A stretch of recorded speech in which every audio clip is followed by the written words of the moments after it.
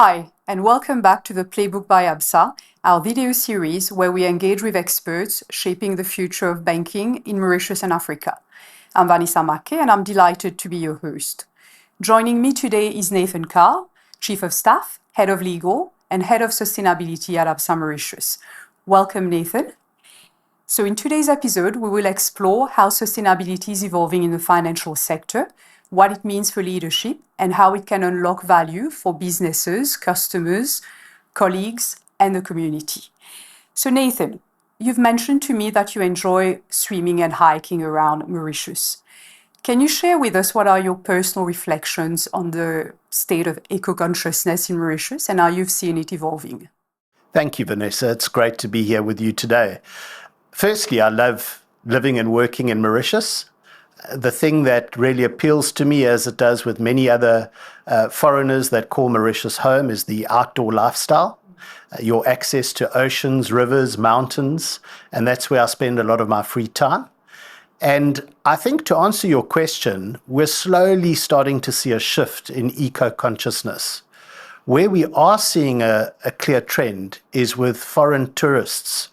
When they visit Mauritius, when they book their holidays and make their plans to come to Mauritius, they're starting to make deliberate choices around the resorts they stay at, the activities that they do based on sustainability considerations. And I think that's a very important trend for the economy, and it shows the growing importance of the customer when it comes to making those decisions in light of sustainable issues and considerations. And obviously, when we think about sustainability, it's a buzzword that I think everyone, you can hear it everywhere. It's talked about in boardrooms, but not everyone fully understands it.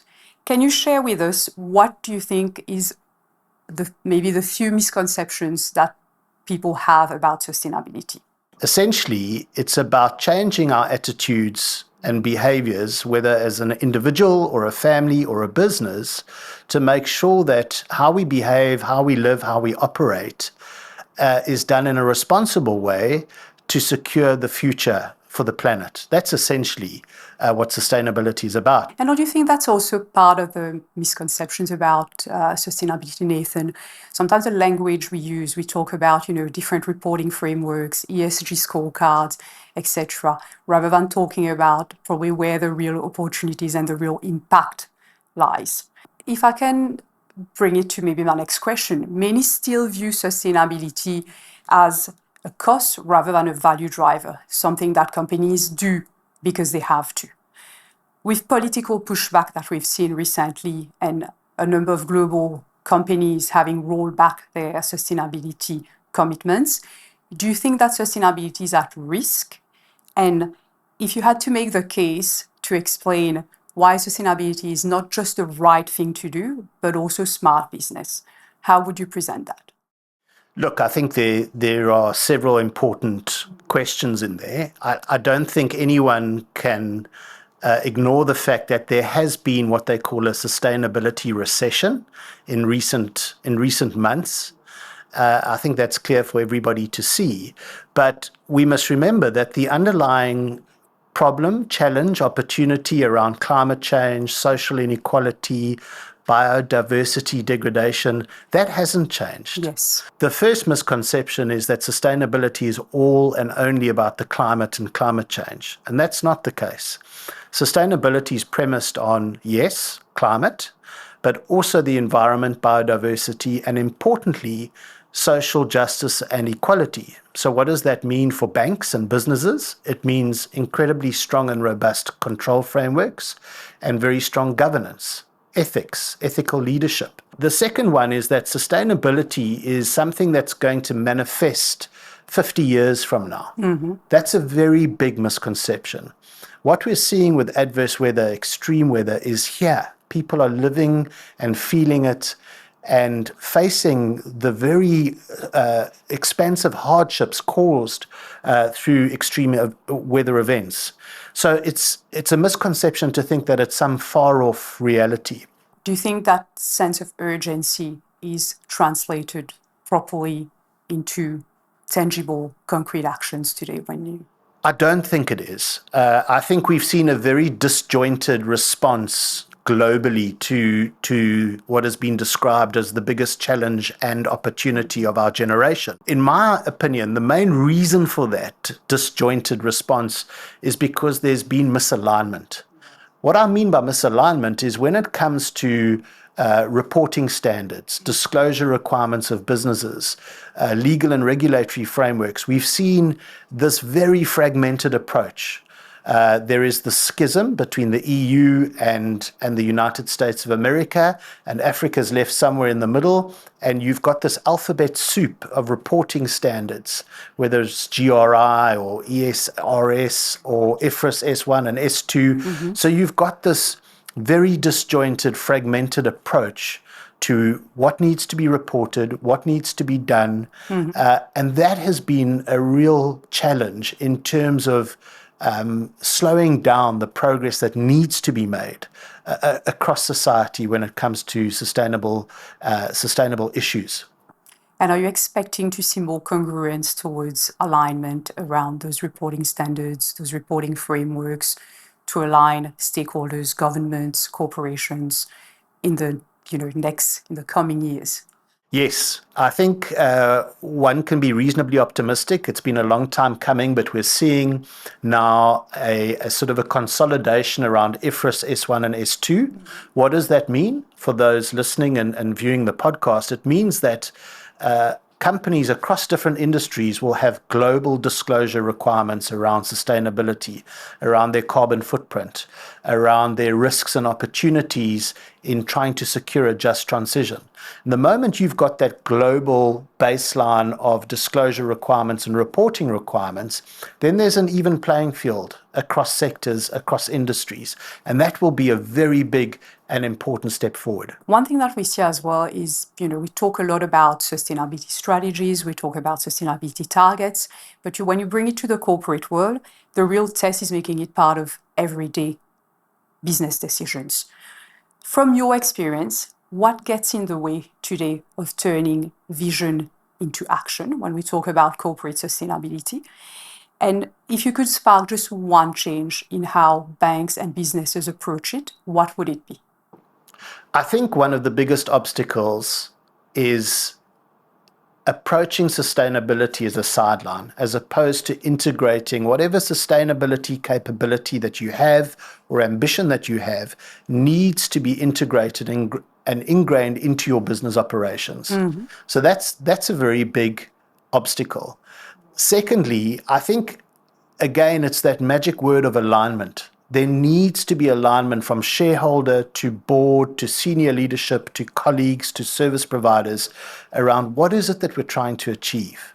I think a lot of organizations make the mistake of setting big, bold targets with long timelines, and people forget the need to act now.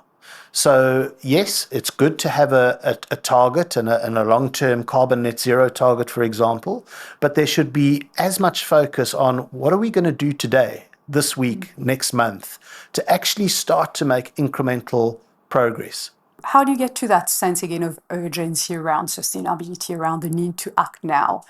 And one thing that comes to mind as well is, the kind of organizational silos sometimes that we face, the fragmented approach within corporations around how we tackle sustainability, how we communicate around sustainability to the rest of the organization. So concretely, if you had to do one thing to change the dial on that, what do you think would be that one thing that could help move this forward?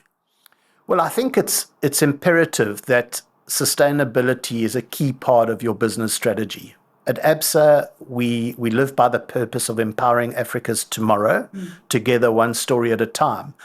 And underpinned within that is to be an active force for good in everything that we do. So those things they sound nice and they feel nice when you say them, but there's a genuine commitment to ensure that through sustainability and the value of stewardship, how we approach customers, how we develop products, how we look at our operating model embraces sustainable practices. And I think that's the most important fundamental starting point, is inbuilt into your strategic objectives, you have to include sustainability and sustainability-linked targets and objectives. And do you see also the dynamic of the changing workforce impacting on your sustainability strategies and how fast they get implemented?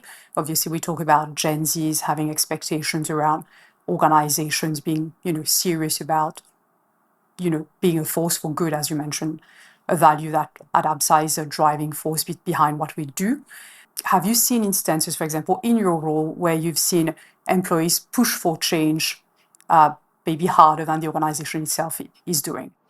I'm excited about the impact of Gen Zs in the workplace. And the reason for that is generally the Gen Z cohort of colleagues, they aspire to purpose. So when they come to work Monday to Friday, they want and need a very clear link between what they do with their time and what the impact of that is. And for me, that's a really powerful kind of school of thought that we need to embrace.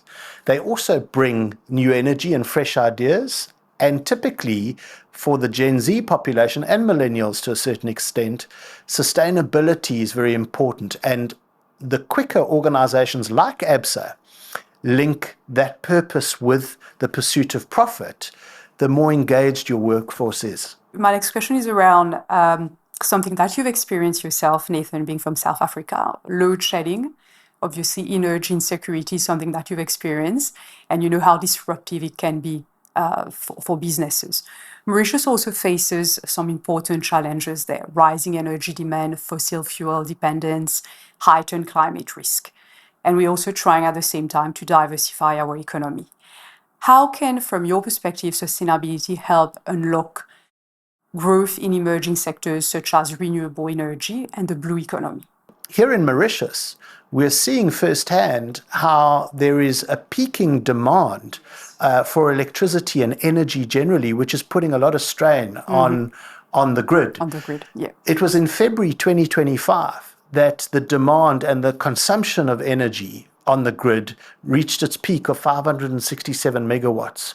And this is a flashing light. This is a concern that has prompted Mauritius as a country to make very bold, nationally determined contributions and commitments around migrating to a different energy mix, of reducing by 40% greenhouse gas emissions by the end of 2030, and introducing onto the grid 60% of renewable energy.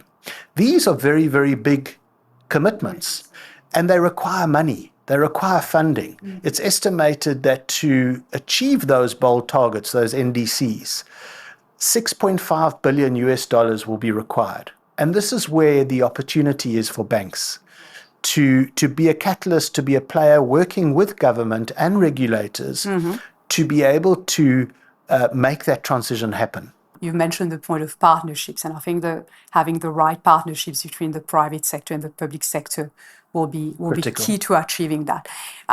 Based on your experience in being at the front line of sustainability at Absa Mauritius, do you see that those partnerships starting to emerge, and do you see that we're moving in the right direction in terms of not just the target setting, but obviously making progress against achieving those targets in terms of energy sufficiency? We are starting to see that essence of partnering solidifying, but all too slowly.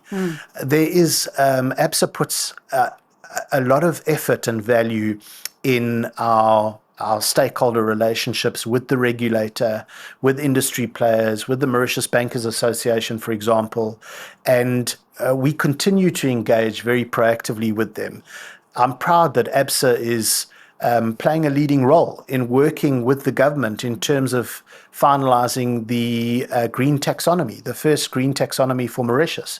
And these are the partnerships, this is the collaboration that needs to happen, and it needs to happen more broadly for the impact to actually be meaningful. But today, as a bank, obviously one of the key levers that we have is sustainable finance, offering obviously facilities for businesses that want to transition to greener ways of, doing things. Do you think that right now we're in a space where we have the right frameworks, the right model in place for sustainable finance to take off in Mauritius? No, but we're getting there. I think it's very, very important to realize that as a bank, as a Pan-African bank, Absa has been unapologetic when it comes to sustainable finance. For sustainable finance to remain sustainable, it needs to be based on clear commercial principles and returns. And it's messy. To try and find the right propositions for customers is not straightforward. It's a very fast evolving new opportunity for banks. But I am encouraged by what I'm seeing in terms of the engagement with customers. And I think what we've seen from Absa's perspective is we're not promoting or selling products to customers in the typical vanilla banking environment. What we're doing is we are co-creating solutions. And this has been the real driver behind Absa Mauritius and our focus on adaptation finance. Given the nature of the economy in Mauritius, a large focus and concentration on agriculture, tourism, construction, these are segments that we are focusing on to engage with those customers to understand how do they adapt to the reality that's here and now around climate finance and the downside risk of not taking the appropriate action now, and what risk that presents going forward to the sustainability of your business and your business model. So Nathan, if I'm hearing you, even though sustainability can feel daunting, it offers us the chance to shape a new future. What keeps you motivated and optimistic then about making an impact? And if you had to make one bold bet about the future of sustainability, what would it be? You know, often sustainability can feel completely overwhelming. But as Albert Einstein said, in the midst of every crisis lies great opportunity. And I think that human spirit of being able to confront challenges has shown us in the past that we can come up with innovative solutions. And I think the thing that gives me the most optimism is actually the energy and the mindset of what we're seeing through the millennials and the Gen Zs. I think that voice, that collective voice of change that's required in terms of people's attitudes, values and behaviors, I think that's going to start to play a very profound effect on the sustainability challenge. And that's a wrap for today's episode. Thank you, Nathan, for joining us on our podcast. Absolute pleasure, Vanessa. It's been a great conversation. And to our viewers, I hope this conversation has sparked some new ideas and fresh inspiration. See you next time.